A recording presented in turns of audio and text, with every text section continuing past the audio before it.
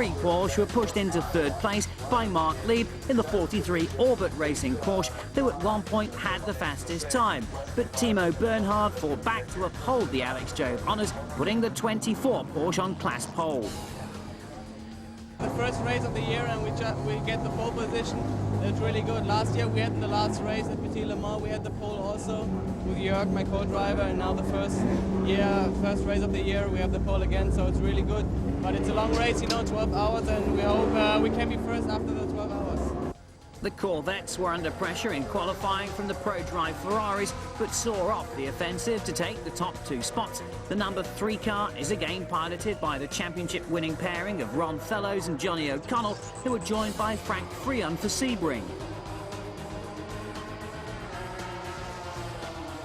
But it was in fact the number 4 car that came out on top at the end of qualifying. Andy Pilgrim and Kelly Collins drafted in Britt Oliver Gavin as third driver, and it was he that set pole for the GTS class and impressed the whole team in the process. I think Oliver well and truly earned his first pole. I don't think any one of us, other than Oliver, is going to get the pole. So good for him. He's an incredibly talented kid. Audi Sport UK are one of the many teams here in preparation for Le Mans. They brought with them an impressive driver lineup that includes former Toyota Formula One driver Mika Salo, who was about to have his first race drive in a sports car. 5th overall and leader of the 675 class was the Dyson Lola MG. This was proving to be a very strong package at the end of last season, and vast improvements over the close season have helped them to be a serious challenge to the P900s. It's a great little car. I mean, everybody's obviously gotten the Le Mans car, but we don't actually have a high downforce package at all, which really suits us at Atlanta. So here we'd expect to be a little bit off, but the car is monster fast up the straight.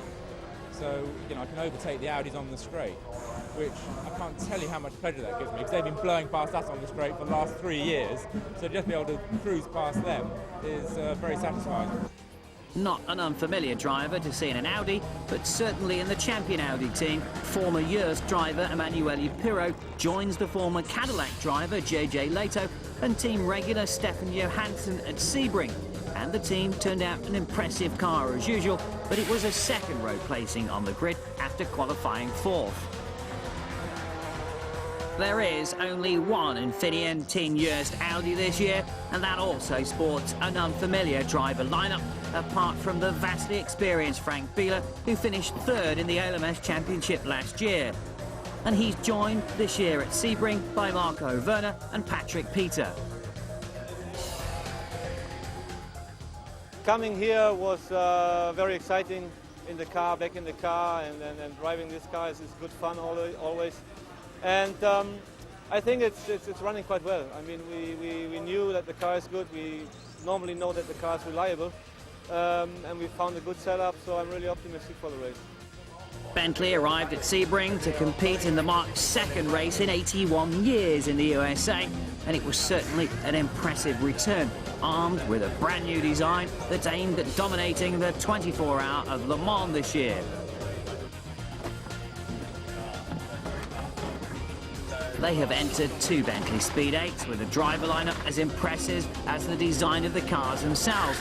The 7 car with Tom Christensen, Rinaldo Campello and Guy Smith, and the 8 car has David Brabham, Johnny Herbert and Mark Blundell. This is very much a test of the prototype for Le Mans in June. They have made no secret about that. And winning the 24-hour race is their only ambition this year, and there can be no better test for that than competing at Sebring. It's been nice and enjoyable so far. Yeah, you've got the history of it, obviously it goes back a long, long way. Especially in Le Mans, and it's great at the moment that everything's going very, very well for us, and the car's competitive. Tom Christensen took the 7 car out in qualifying and brought it home 2nd fastest, 0.021 of a second slower than Johnny Herbert in the number 8 car, who set pole with a lap of 1 minute 48.108 seconds.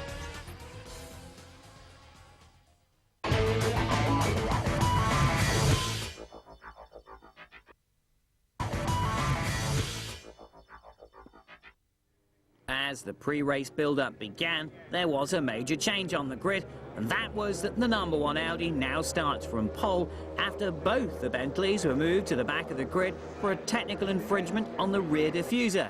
This, as the Bentley press release it, was put down to a manufacturing inaccuracy. Obviously, it would be a nice look having the two Bentleys on the front row as they go into the first corner, but that's not going to be. Obviously, in a long race like this, it won't take long for the boys to get up to at least the front pack. It'll take a while probably to get in the lead, but certainly should be able to get into the top 10 fairly quickly.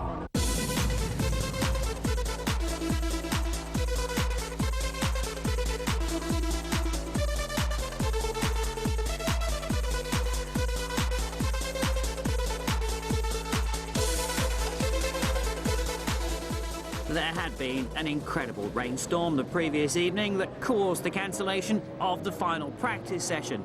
But come Saturday morning, the conditions had vastly improved, but there was a threat of more rain. That did nothing, though, to dampen the spirits of the drivers or the 100 or so thousand spectators who were camping around the circuit in their usual fashion at Sebring. 12 hours of racing ahead that will take us to a finish around 10:30 at night. 346 laps were completed last year by winners Dindo Capello, Johnny Herbert and Christian Pescatori in the champion Audi. So this is then the revised grid for the start of the race, and it is the number 1 Infineon Audi that starts on pole with the champion Audi close behind. And then look out for James Weaver on the second row now.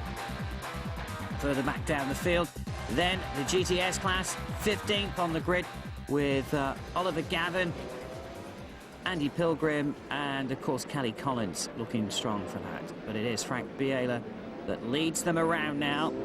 9 times winner of the American Le Mans, 38-year-old in the number 1 car. We also had 3 cars starting from the pit lane. Jamie Campbell-Walter in the Lister Storm, Jeff Buckman, Jean-Philippe Bellotte and Patrice Roussel, as well as the main grid. Get the green flag now. Frank Biela moves away. The champion Audi in 2nd place. James Weaver in 3rd. Mika Salo, Hainari Shimoda in the Zytek. Olivia Beretta 6th in the JML Paynos. And then Mark Goosens in 7th place with the Jim Matthews, Riley and Scott as they take on the first of many, many laps here at Sebring.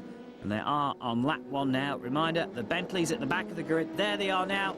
And the other cars move out of pit lane. And already the Bentleys have picked up a couple of positions or so. And going to be interesting to see how they fare. They will have the speed and the agility to carve their way through. Johnny Herbert in the lead Bentley there with Tom Christensen behind them. And that is an awful lot of traffic to get through. Well, driving enclosed after quite a long period of time are, both Johnny Herbert and Tom Christensen as well. They said they haven't really had too much problem with getting air into the cockpit. It's more of a problem getting it out. They've got good airflow coming in, but it is slightly hot inside those cars, and it was the slightest of difference in that rear diffuser that was classed as a technical infringement, but out for a good test this weekend. And that's James Weaver, who's in the pits already. He was in 3rd place and has got power steering problems. The team have requested to go behind the wall to fix the steering rack. I reckon that's 4 hours. And this is Mike Hazelman's slowing at turn 17. The Pagani Zonda GR in the GTS class that making its debut in the American Le Mans Series this year and looks to have come to a very early end indeed. GTS class 1 and 2. Darren Turner in the 80. Bellocs Ferrari ProDrive 550. Maranello leads number 4, Oliver Gavin. So the Ferrari has got past the pole sitter. 2 Ferraris here, 80 and 88. And both look to be pretty strong. They were strong last year, and they've certainly arrived strong here. But it is going to be the survival of the fittest. And we'll have to see what happens as this race plays out through the rest of the day. Oliver Gavin inside that number 4 car, the very young British driver. And you heard a very high praise being heaped upon him by none other than Ron Fellows before. There's the number 43 Porsche, Mark Lieb, who started second in the GT class, split the 2 Alex Joe Porsches. As we go on board now with number 66, Kevin Buckler in the Racers Group 911 GT3 RS. He started 33rd on the grid and 8th in the GT class. And the Racers Group, great campaigners in the series. Well, Tom Christensen, number 7, has been in for fuel and some tyres. They've been working hard, and up to 39th place at the end of lap 1, in fact they were. And Johnny Herbert has done the same as well. And he worked himself up to 6th place when he came in for that pit stop, and now makes his way out back on to the track once more. The champion Audi leads. It's got past the number 1 car of Frank Biela. So we have 38 who leads number 1. And into the pits now, number 4, Oliver Gavin, fuel tyres, and the driver changing over to Kelly Collins. And they were class winners last year, the Corvettes, with the number 3 cars. We look at Emanuele Pirro inside the champion Audi, the 34 360 model, and getting past there. And here's a replay of Marino Franchitti, number 34, and then 66 Kevin Buckler in the Racers Group car that we were on board with before he gets in his spin. Meanwhile, second in the GT class, Lucas Law in the 23 car, partnered again with Sasha Masson, winners of the GT Championship at the American Le Mans Series last year, and going well so far. Brand new cars. Sasha Masson was a little bit concerned about how they would stand up to the punishing at Sebring, and this is 2 of the prototypes getting together. 15 John Nielsen and 27 Didier Thies, and certainly 27 has come off badly indeed. Got a puncture now, has Didier Thies in the Dallara MG, so he'll have to slowly make his way back to the pits, and hoping that that loose rubber doesn't destroy the car too much. That flapping with the bodywork being so close can cause so much damage. And now that's a front left suspension collapse as well for number 79. That's Brian Cunningham, who gets it off the track and onto the grass, out of the way.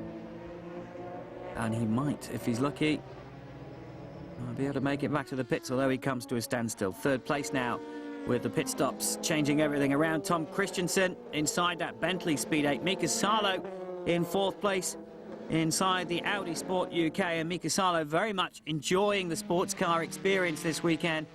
The first time he's got to grips with a car like this, but thoroughly enjoying it. And Tom Christensen as well, moving a course from the championship winning number 2 Audi last year for the Infineon Urs team to the Bentley team.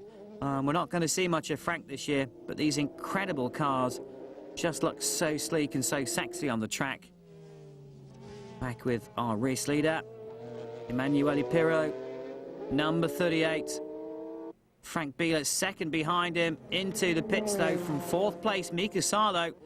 And fuel goes in, tyres are readied, and that is Johnny Kane that's getting in. Reminder that only the refueler and the drivers can touch the car while the fuel's going in. Tom gets to cool down a little bit. He's changed places now with Guy Smith. We look at Andy Pilgrim, who's now inside the class leader in the GTS class in that terrific Corvette C5 distinctive engine note. So they're currently leading the class, the Ferraris. A little way away from them now with the way the pit stops have altered the track running. And that, of course, is going to change many, many times over the course of this race as we head up to something like 10:30 in the evening. We'll be racing for a couple of hours in the darkness as well, and that always adds quite interesting things. Andy Pilgrim second in class now, the Ferrari still leading. Marco Werner inside the Audi takes it out of pit lane. And this number 1 Audi battling with the 38 champion Audi for the lead of this race. And there is the champion Audi. So takes back and continues to lead as the number 1 comes out of the pits and boots the accelerator to rejoin. This is quite bumpy and pretty vicious concrete, part of the old main runway of this former Air Force base as the number 1 Audi comes to pass the number 80 ProDrive Ferrari, which just looks so fantastic on the circuit. Distinctive colour and great young driver lineup as well. Very determined team. Working very hard indeed. Well, pit stop time now for Emanuele Pirro, and it's JJ Leto that climbs in now. Emanuele Pirro helps to strap him in. The fuel's going in as well. Tyres to go on, and then I think they'll be losing the lead to the number 1 car, but problems for the 24 Alex Job car. They've got to change the transmission after the oil cooler filter has split. Timo Bernhard is now in that car and is waiting to go as soon as they've got it back in one piece. Actually, as you said, the car was really good, and now the transmission oil cooler, there was a problem with it, and there was a lot of smoke in the car. So I came in, and now we tried to fix it. Disappointment for the olive green Ferrari as well. Johnny Cicotto has brought that to a standstill. What a shame. They've got a brand new Elan built engine in that car that they've rebuilt from scratch. Weeks ago it was still being built, and here's a replay now. Guy Smith, David Brabham getting caught up, or the 52 CORVETTE Motorsport Porsche getting caught up. Philip Cullen inside that, and Guy Smith has sustained damage. He's into the pits. And they're changing the nose on that, which is quite complicated on these cars, and they're going to lose a lot of time. Onboard shot from inside the Bentley as we pick up JJ Leto, who is leading this race. Well, JJ Leto driving in the Cadillac prototypes last year before that project was officially terminated, but is in the champion Audi here at Sebring. And of course, very experienced and very quick driver as well. Began his racing career back in 1972 when he was about 6, and started like so many drivers did in karting, and has come through, of course, British Formula 3 champion, drove in Formula Ford, and inside the number 7 car now. Shot of Guy Smith inside that cockpit working away. They've actually increased the size of the room in the car this year by a little bit, but just enough. And most of the drivers saying it takes a while to get used to the very small windscreen, and that's 77 at, I think, turn 17. Justin Keane, he also had contact with number 61, Gregor Fisken, in one of the GT Porsches. John Field, number 37. He's leading the 675 class at the moment. Behind him is number 15, John Nielsen. Third, number 18, Jason Workman. And John Field in the Intersport Lola MG. They had mixed successes last year. They've been working very, very hard indeed on these cars. And slowly, they are getting somewhere. John Field has put so much investment and so much effort behind these cars. So currently leading the 675 class with a long, long way to go yet.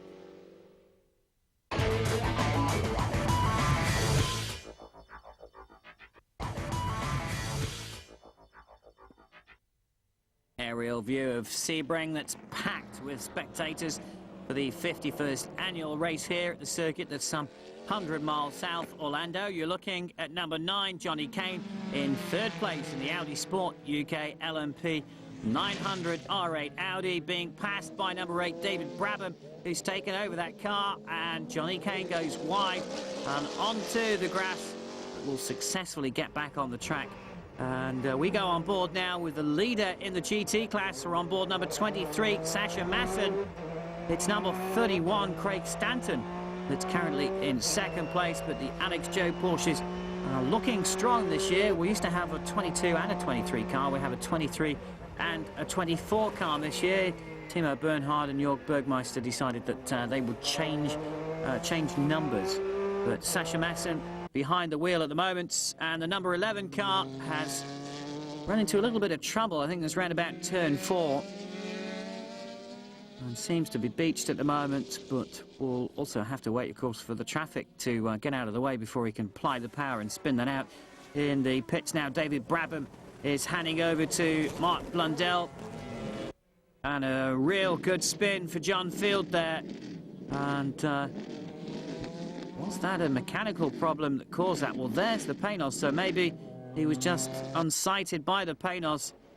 And could it be a puncture as well? That looks like the it is in fact the rear right-hand tyre has got a puncture. That's what sent him off. And of course he wouldn't have seen the panos at that point. And disappointment as well for the Team Buckingham car, number 56. That has got a lot of damage on that car, and he's heading towards the pit lane. And let's hope they can get that back out again. On board though with the number 38 car, and JJ Leto behind the wheel.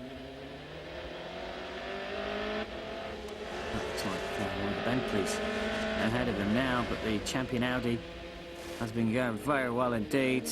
And that 90-degree 32-valve V8 engine sounding sweet. I can keep with the leaders for about 35-40 seconds, but I can't catch them, you know. It's just every time I push that little bit harder, you know, you just go beyond the limit of the grip. So my quickest lap was the last lap in the last stint, so the tyres are hanging in there. You just have to get a good pace and just don't abuse them. David Brabham having a break from the 3.7-mile Sebring circuit, just under 5 kilometres. Frank BIELA actually holds the track record from last year, 1 minute 48.029 seconds. Of course, he set that in the Audi, and back in an Audi again this year. As we look at the number 8 Bentley, Johnny Herbert inside that car. And Johnny Herbert is absolutely adoring driving in the series as well. Driving for the champion Audi. Last year he won in that car last year, but he's driving for Bentley at Le Mans this year and here at Sebring, but will rejoin the champion Audi for the rest of the season. There's number 20, Didier de Rodriguez, who is now leading the 675 class. Teammate, of course, to James Weaver, who they're still working on the steering rack and hoping to get him back out again, but he starts to pass his way through the traffic. The team run by Chris Dyson. Again, another team that have so much enthusiasm and really have been putting everything into it. And he comes up behind the Panos. Distinctive sound, engine note of the Panos as well, and they are last year's Panos that are in different colours now.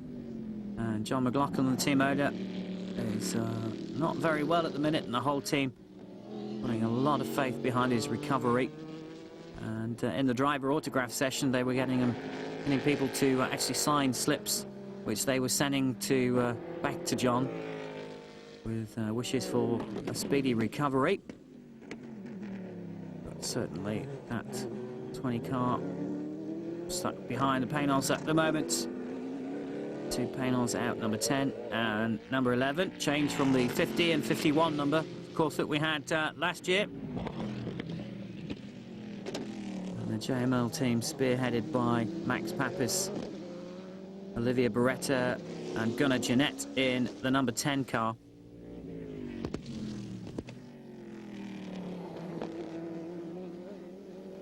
Well, an incredible rainstorm here at Sebring last night brought the place to a complete standstill, one of the worst rainstorms that many people had seen for a long, long time. A lot of thunder and lightning as well, but completely different conditions today. As Olivier Beretta continues to keep the number 20 car at bay, but now starts to go past. But the conditions improving all the time here. We had something like 92 degrees on qualifying, but a little bit cooler today, although the sky's starting to clear, and hopefully the threat of rain has dissipated now as we pick up the Bentley that's been working so hard. Dindo Capello inside that, and Philip Peter behind him in third place. And David Brabham did say it wouldn't take them long to get up to the top 10, but it's harder to move up from that position now to try and challenge. It was very good. It was first time we do more than, or I did more than 16 laps in one go. And obviously everything works well. The car is, as you can see, very, very fast. And we have been able in this short time even to have nailed the setup in this narrow range, whereas our good tyre partner Michelins are working. Because the narrow tires is really the regulation to this category. And even here we are fast, so it was a very promising debut. More problems in the pit lane for the Dyson team. This is the number 20 car that's gone on fire, and that was caused by a faulty fuel filler spring. And Rick Sutherland in the number 30 Intersport Lola has stopped out on the circuit as well. Oliver Gavin back inside the number 4 car, leading the GTS class. Ron Fellows currently second in the 3 Corvettes. Peter Cox in the ProDrive Ferrari is third in the GTS class at the moment in time. So the Corvettes are controlling the GTS class at the moment. We'll have to see whether the Ferraris can fight back with an answer at all. So far, very, very good in the race, but you know, there's a heck of a long way to go, and I've won this thing in the last hour, and I've lost it in the last hour, so you'll never hear me talking about the end of the race, but so far, very, very good, so far.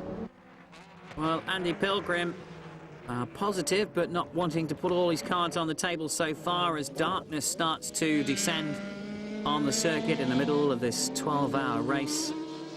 That is the champion Audi, Emanuele Pirro on board, who leads. Frank Biela, second place in the Infineon Audi. David Brabham, third. Tom Christensen, fourth in the second of the Bentleys. Mika Salo in fifth place.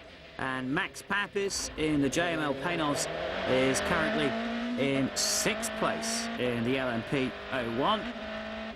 Top six, all of the Le Mans Prototype 900 class. Minor, the 900 stands for 900 kilos, which is the minimum weight. The 675 class is the same. Well, the numbers refer to the weight category. GTS cars are highly modified production models, whereas the GT class is, they have to be more standard. To give you an idea of how much the GTS cars are modified, the olive green Ferrari has only the roof, the 2 blocks and the head that are original. Everything else has been changed. Meanwhile, still on board with race leader Emanuele Pirro in the champion Audi. Yeah, so far so good. You know, we haven't had any dramas. The car's reasonably good. We're battling the car a little bit. It's very, a lot of oversteer at the moment, so we have to be pretty cautious, especially in traffic. It's very easy to get a lot of pickup on the tires and stuff, but you know, I'm sure everybody's got the same problem. The number 41 TVR in the GT class. That's a car that's never been driven before it came here. Just been passed by number 8 David Brabham, third in the 900 class and third overall at the moment. The 3 lights on the outside of the car, the red lights indicating that he is in fact third in class. And this fabulous looking Bentley. Really are stunning to see. And actually putting out more horsepower than, if you look at the figures, to the champion Audi. The champion Audi listing something like 550 brake horsepower, where the Bentleys are saying in excess of 600 brake horsepower, but still can't quite pass the Audis at the moment. Ron Fellows, second place in the GTS class. Thomas Eng behind him, and through comes David Brabham once again. And a great comparison in the Bentley press release between the 2003 Speed 8 and the 1923 3-litre car. The Speed 8 is 4 litres, and the speed of the 1923 car given about 95 miles an hour as against 215 plus miles per hour for the brand new Bentley. And there it is, coming up behind that battle for second and third place in the GTS class. And just carefully have to pick the time to go through.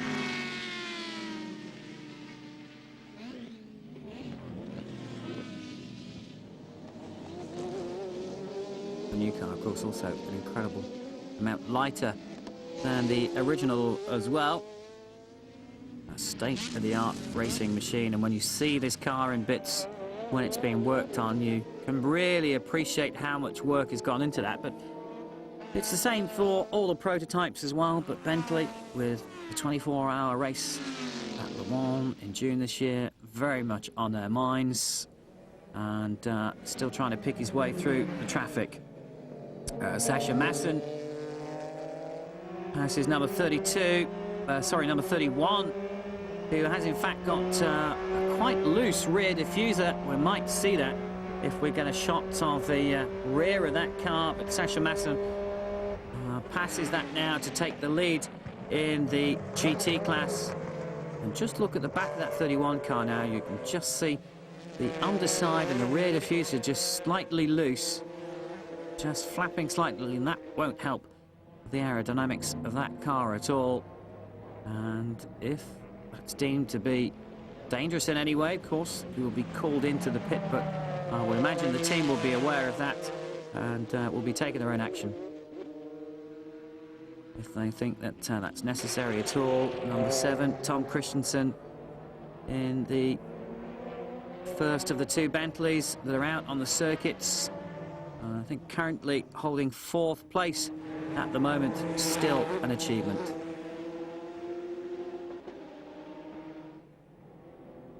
Starting all the way back. In fact, the 2 Bentleys now together on the circuit, although the number 8 car actually leads the 7 car, so a lap or so difference behind that. But the number 7 car, of course, had problems earlier on, and they had to change the nose of that car after it came onto contact. You can see the 3 lights lit up on the number 8 car as well, identifying the 3rd place position in the 900 class, and of course in this race overall as well.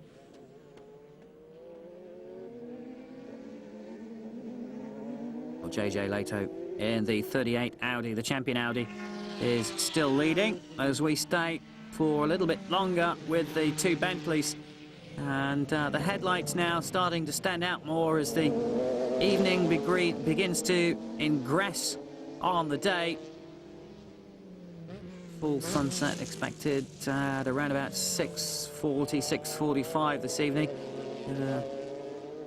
Good glow from the discs as well, as the darkness begins to show just how hot those discs are. As pick up one of the Ferraris now on board, though. This is a camera inside the dashboard of that number 7 car, driven by the former Audi driver Tom Christensen, of course current champion as well. Let's not forget that achievement that he managed at the end of last year, as we look overhead once more at Sebring.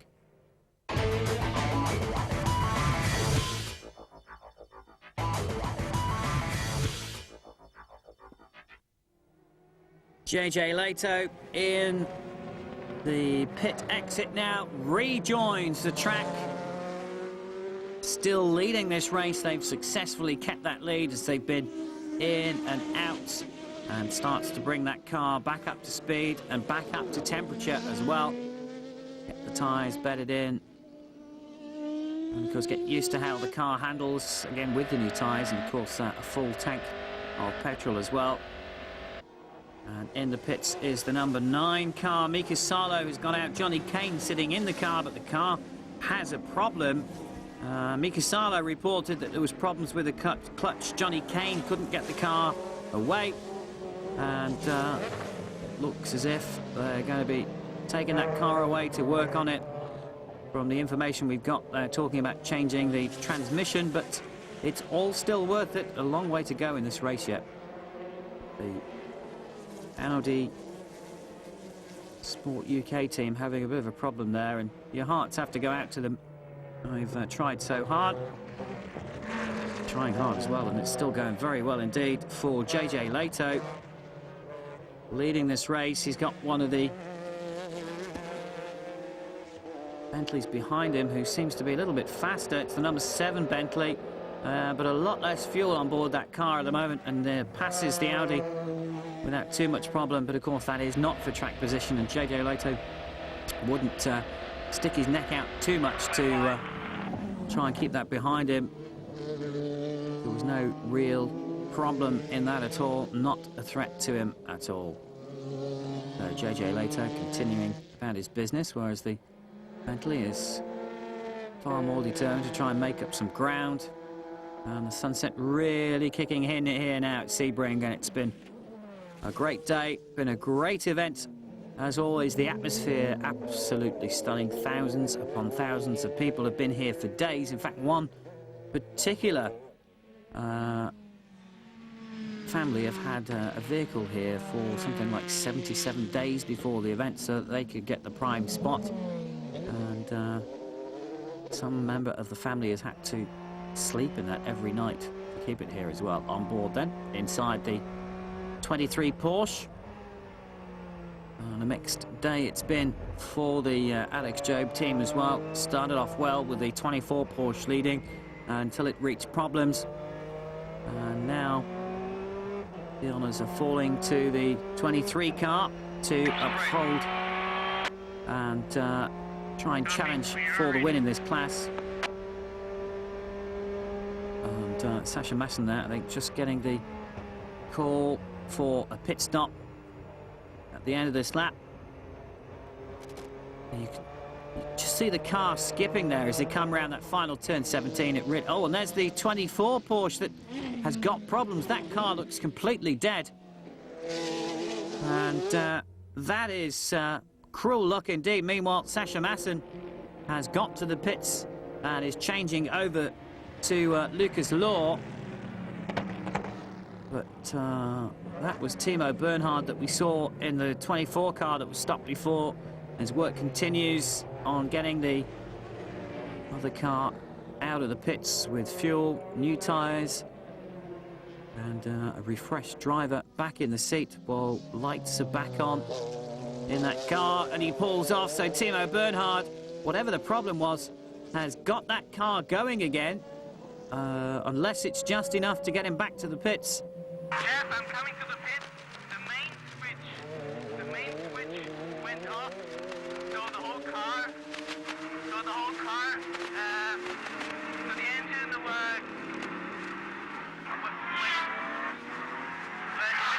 engine switched off, and the fire extinguisher started. So I got out of the car and opened the hood, and then I switched the main switch on, and now the car's driving again, so I'm coming to the pit. Well, we get an explanation of the problem there from Timo Bernhard talking to the team on the pit wall. So the main switch went off and it caused the fire extinguisher to go off inside the engine compartment. But he managed to get the main switch back on again and underway, but now has to come into the pits. And that will be checked over, sorted out and get him back. So they're not having much luck at all today, but still continuing on in the race. And darkness has descended. But the atmosphere is still as good, if not better now at night time. It's a truly fabulous event here. So much atmosphere, so much life as we look at number 10. That's Max Papis, the Italian driver that is based in Miami now. And driving for the JLMN or JML Panels team this year. And they've been continuing pretty much in 5th place all day now. They've had a good steady ride, and I don't think they can really expect any more than that. They're just going to hang in there and hope that maybe others will fall out ahead of them. But certainly they've not been able to challenge any of the what you have to say really are faster people ahead of them. Very little development has been done to that car over the winter, and the Panels team just scaling down the development of that car. I think a bit of a slightly down year this year before they start to build up again with a better result next year, hopefully, in the championship. But still a great car to see out the track, great car to hear as well. And when they finish with the cars, if they'd like to park one in my garage, then that's quite all right by me.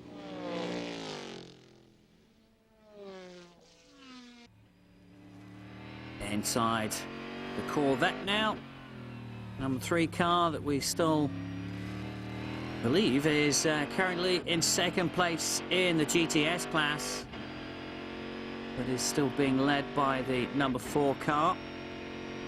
Ron Fellows, Johnny O'Connell and Frank Freon in charge of driving duties for the number 3 car this afternoon, winners of the GTS class last year. You can see how dark it is around the circuit now, although the circuit is quite well lit in certain places, and others the driver relying on his headlights.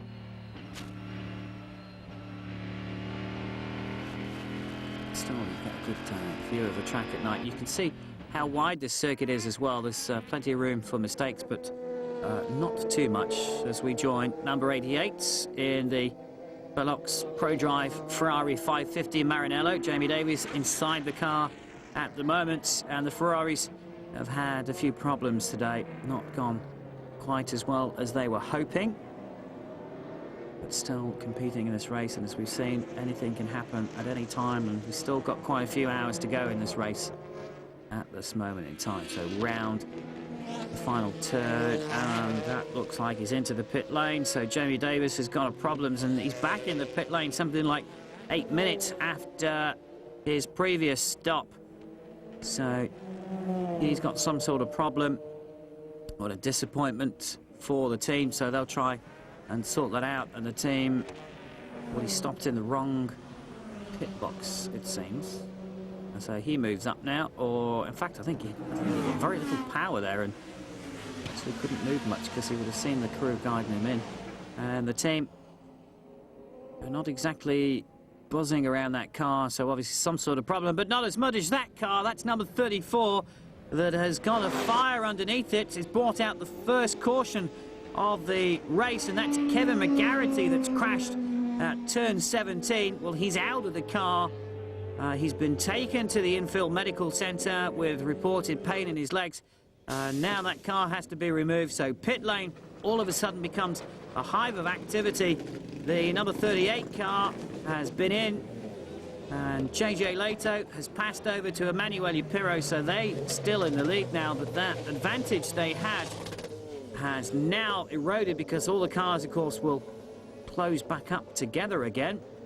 But the race order at 8 o'clock, after 9.5 hours of this race, Emanuele Pirro leads Marco Werner, who's now back in the car again. Mark Blundell in the number 8 car in the Bentley is in 3rd place as the corner workers continue to move that wrecked car out of the way. GTS class, Oliver Gavin is inside the number 4 car again, who leads Ron Fellows, and Anthony Davidson in the 80 car, Chad Block, John Field, Hayanari Shimoda. That's the order in the 675s.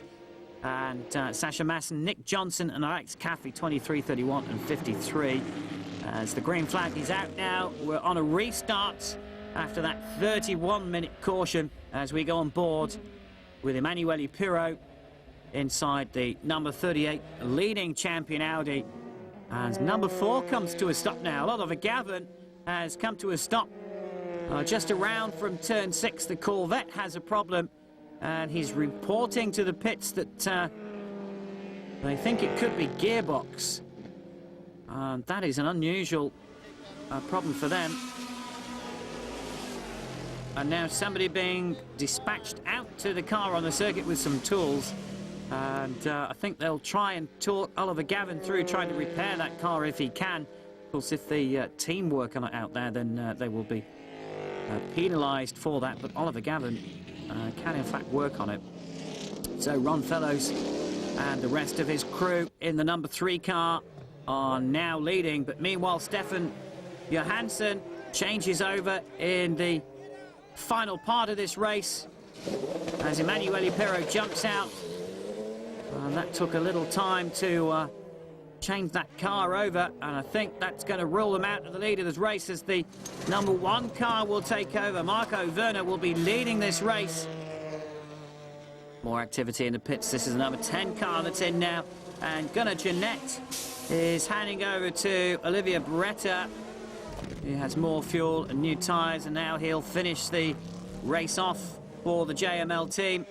And here's a replay. This is number 71. Jeff Altenberg getting in all sorts of problems in the Chrysler Viper. Clouts the wall there. And has got quite a bit of damage to that car, but that incident started a long, long time ago. So maybe he had some other mechanical problems as we're on board the champion Audi. And Stefan Johansson is on his last lap. But that is the number 1 car that's going to finish before him, because he's also on his last lap as well. And Marco Werner, in his first drive for the team, is going to be on the podium as well. And after running second for so long in the race, as you get a wonderful glow once more from the brake discs, the Infineon Team Joest is going to finish on the top step of the podium as the checkered flag comes out. Just over 12 hours of racing has been finished. The celebrations have started in the pit lane, and hand out in salute. Absolutely delighted. Victory for the Infineon Joest team, then taking the first win of the year from the champion Audi. The Bentley's home 3rd and 4th, despite wanting to win. I think they'll be very happy with what they've actually achieved here. The 20 Dyson brought their car home to win the 675 class after a very busy day in the pits for them. The 3 Corvette yet again tops the GTS class. Lucas Law wins the GT class for the 4th year running, whilst his teammate Sasha Masson makes it 3 times now. And it's also a double victory here at Sebring, of course, for Frank BIELA as well. It's my 2nd win here with 2 new teammates. They did a very, very good job. The team did a brilliant job. We were working all the week very hard, and it was pretty close all the day. So in the end, it was really a hard fight, and Marco was able to do it. I'm very happy. Winning for the 2nd straight year was the factory Corvette team. Ron Fellows, Johnny O'Connell, Frank Freon drove the Chevy Corvette C5R to his 16-lap win over the Velox ProDrive Ferrari. You want your car to be nice and fast, and we didn't have that. We had a good mechanical car. The gearbox was good, the engine was good. You know, we had to do a brake change. This was a case where really we might not have had the fastest hot rod today, but you know, all 3 of us really did what we needed to do, which was stay out of trouble and keep it running. The start of the American Le Mans season couldn't have been more exciting, and next it's to Atlanta at the end of June, which will be back to the 2-hour, 45-minute race format.